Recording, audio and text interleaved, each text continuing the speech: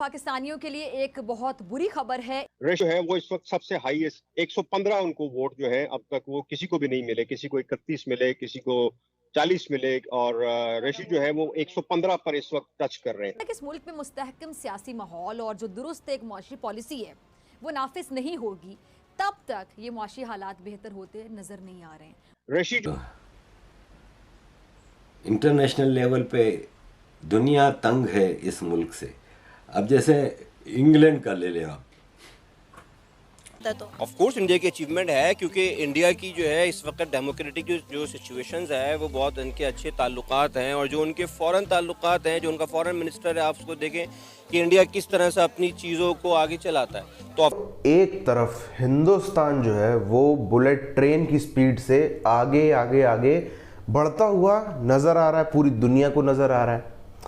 अब जब दुनिया के इतने सारे दिग्गज देश भी हिंदुस्तान की तारीफ करने में लगे हैं, हिंदुस्तान से अपने रिश्ते बढ़ाने में लगे हैं, हिंदुस्तान से अपनी कहते हैं ना थोड़ी वो गुफ्तगू को ज़्यादा करना है, ज़्यादा बेहतर करना है, उसमें पूरा फोकस कर रहे हैं, तो अब ये जो पड़ोसी पाकिस्तान है, बरनौल का तो इसके यहाँ पे स्टॉक बहुत पहले ही ख़त्म हो गया था। इसको अब समझ में नहीं आ रहा है कि जाएँ तो जाएगा अपनी खोपड़ी कहाँ जा कर के फोड़ें, क्योंकि वही कहावत है ना कि अपनी खुशी जो अपना दुख हो उससे इंसान नहीं परेशान होता, दूसरे को सुख से ज़्यादा परेशान होता है, पड़ोसी के सुख से ज़्यादा परेशान होता है। तो वही कारण है पाकिस्तान में ये लोग अपना दुख झेल लेते हैं, नहीं है रोटी पानी झेल लेंगे। जहाँ देखा हिंदुस्तान में कुछ अच्छा हो रहा है वहीं मतलब एकदम आगे लग जाती है। पूरी चीज़ क्या है, पहले उधर हम चलते हैं कि है वो बेसिकली इंडियन ओरिजिन से होगा, लेकिन वो नेशनल तो ब्रिटिश ही होगा, और अगर वो साजिद भी बन जाए वो भी पाकिस्तानी ओरिजिन से हैं, लेकिन ये बेसिकली गोरे ही होते हैं, चाहे वो इंडिया में हो चाहे वो पाकिस्तानी ओरिजिन से हो।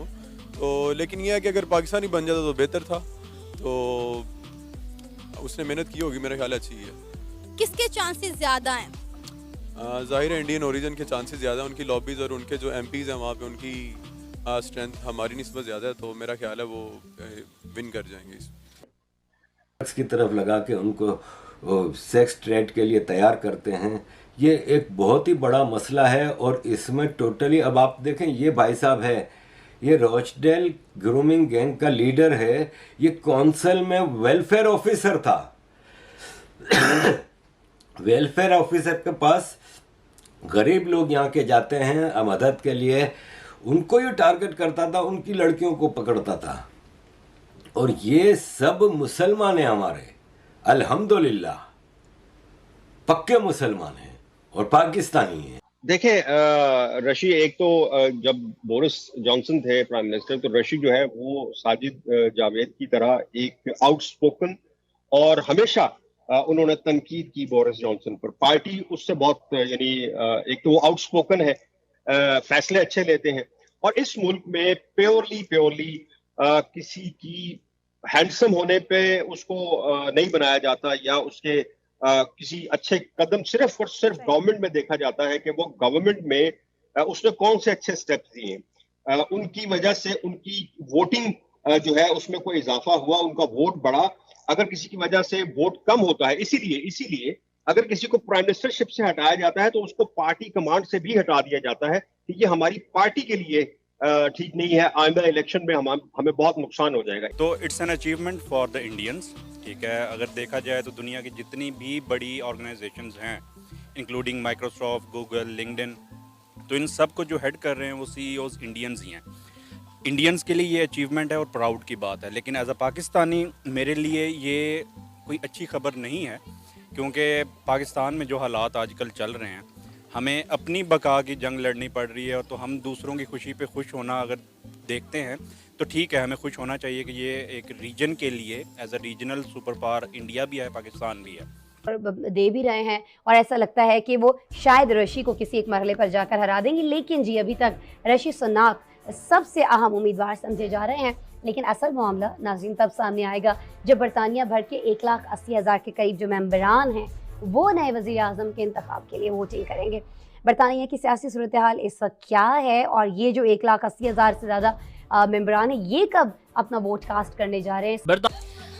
बिल्कुल, आपका बहुत अच्छा ये नॉलेज आपने इकट्ठा कर रखा है कि बहुत सी बड़ी बड़ी जगहों पर सीईओज हमें ज़्यादातर इंडियंस नज़र आते हैं, और हमें इंडियन से सीखना चाहिए। एक्चुअली में इंडिया में आईटी का जो डिपार्टमेंट है वो बहुत ज़्यादा आगे है, और जो डिजिटल दौर हमारा चल रहा है हम अभी बहुत पीछे हैं, और हमें बल्कि अपने हमसाये मुल्क से ये सीखना चाहिए कि हम भी अपने आईटी सेक्टर को ज़्यादा मुस्तहकम करते हुए उन्हें फॉलो करें, ताकि हम भी मुख्तलिफ बड़ी बड़ी कंपनीज़ में CEOs अगर नहीं तो कम से कम बड़े ओहदों पर फाइज तो हों। हमें थोड़ा टाइम लगेगा क्योंकि हमारी जो यूथ है अभी वो शुरुआत कर चुकी है मीडिया और डिजिटल मार्केटिंग और आईटी सेक्टर में आने के लिए। पहले तो आज से 10 साल पहले आप पीछे चले जाए तो किसी को पता ही नहीं था कि व्हाट इज़ आईटी। तो इसलिए मैं समझती हूँ कि अच्छा बर्रे सगीर के लोगों में बहुत ज़्यादा टैलेंट है, चाहे वो हम भी इंडियंस ही हैं। अगर आप बाहर किसी कंट्री में चले जाए तो हमें वो इंडियन ही कहेंगे, वो पाकिस्तानी या ये नहीं कहेंगे कि इंडिया से हैं या पाकिस्तान से, वो they will call you Indian, ठीक है। अगर आप फॉर एग्जांपल किसी जैसे कॉल सेंटर्स में हम लोग काम करते हैं पाकिस्तानी और इंडियन, तो वो एक्सेंट पहचान लेंगे हमारा, तो ये इंडियन ही हमें बुलाएंगे क्योंकि उनके लिए वो हम सेम है, पाकिस्तान भी और भारत भी। तो अगर कोई भी बंदा टैलेंटेड है तो जाहिर है वो आगे जाएगा। अच्छा, तो उनके साथ अगर हमारे टाइज अच्छे होंगे, रिलेशंस अच्छे होंगे, तो डेफिनेटली हमारे यूके के साथ रिलेशंस अच्छे होंगे। अगर उनका प्राइम मिनिस्टर इंडियन बनता है तो हमें चाहिए कि रिलेशंस अच्छे होने चाहिए। सेकेंडली, इससे सबक हमें ये मिलता है कि एज अ पाकिस्तानी हम भी इस हद तक जाएं कि जहाँ पे अगर इंडियंस पहुँच सकते हैं तो हम क्यों नहीं पहुँच सकते, ठीक है। हमारी जो आज़ादी है वो एक ही दिन की है, तो अगर वो लिंक्डइन, गूगल, माइक्रोसॉफ्ट को लीड कर सकते हैं और यूके को अगर लीड कर सकते हैं तो वाई नॉट पाकिस्तानी। अगर हम पाकिस्तान को अच्छी तरह लीड नहीं कर सकते तो मेरा नहीं ख्याल कि हम दुनिया में कहीं भी स्टैंड कर। ये लॉबी वाली बात किसी हद तक दुरुस्त हो सकती है, लेकिन हमारे मुल्क में हो सकती है, ठीक है। हमारे मुल्क का जो निज़ाम है उसमें ये लॉबी वाली बात हो सकती है दुरुस्त, लेकिन जब हम बात करते हैं इंटरनेशनल लेवल की तो वहाँ पर मैं ये समझती हूँ कि वहाँ अब देखें कि आपने खुद ही, जो आपका पहला सवाल था कि भारत का जो बंदा है वो प्राइम मिनिस्टर बनने के लिए दौड़ में है, तो अगर वहाँ लॉबी हो वो पूरे वहाँ पर अपने बंदे छोड़कर इंडियन बंदे को क्यों लेकर आएंगे आगे, अगर लॉबी हो वाकई। तो मैं ये समझती हूँ कि ये कहना गलत होगा और अपनी ही नाकामियों को छुपाने की कोशिश होगी। विश्व भर में कोई भी ऐसा देश या किसी देश का इंस्टीट्यूशन ऐसा नहीं है जो आज इंडिया से ट्रेड रिलेशन ना रखना चाहता, इंक्लूडिंग चाइना, इंक्लूडिंग कोई भी देश हो दुनिया भर का, चाहे वो सऊदी हो, चाहे और कोई मुस्लिम कंट्री हो, कोई भी किसी में भी आज ये हिम्मत नहीं है कि वो बोल दे कि हाँ ठीक है हमें हिंदुस्तान की ज़रूरत नहीं है, या फिर हम हिंदुस्तान का ये नहीं लेंगे, हम हिंदुस्तान का वो नहीं लेंगे, हम हिंदुस्तान को माल नहीं देंगे। अभी देखो, अब सरकार ने तो नहीं, लेकिन जो मुस्लिम कंट्रीज है उनके नीचे के लोगों ने, जनता के बीच से कुछ आवाज़ें आ रही थी नुपुर शर्मा विवाद के टाइम पे कि हम पेट्रोल नहीं देंगे, हम जो है तुमसे इंडियन माल नहीं लेंगे, हम रिजेक्ट करते हैं, बाइकआउट करते हैं। अभी आप देख लो कितना समय हुआ, चंद हफ्ते बीते हैं, सब वो चीज़ें हवा में उड़ गई। अभी क्या, वो तो बहुत पहले ही हवा में उड़ गई थी, हफ्ते 10 दिन में ही सब चीज़ हवा में उड़ गई थी। तो इसी से अंदाज़ा लगा सकता है कि हिंदुस्तान का रुतबा कितना ज़्यादा बढ़ रहा है। पाकिस्तान की कंपनीज तो वैसे तो कंपनीज हैं एकदम इतनी कम है कि जो उंगलियों पे गिन सकते हो, इतनी पाकिस्तानी कंपनीज हैं जो विदेशों में ऑपरेट करती हैं, विदेशों में अपनी सर्विसेज देती हैं। तो उनको भी कुछ बहुत अच्छा रिस्पांस नहीं मिलता। जो पाकिस्तानी लोग हैं हर जगह जाते हैं, वो आप सब जान ही रहे हैं, आजकल उनको जबरन जगह जगह से भगाया जा रहा है। यूके में उनके खिलाफ प्रोटेस्ट चल रहे हैं, भगाओ उनको, इनकी करतूतों को देख करके।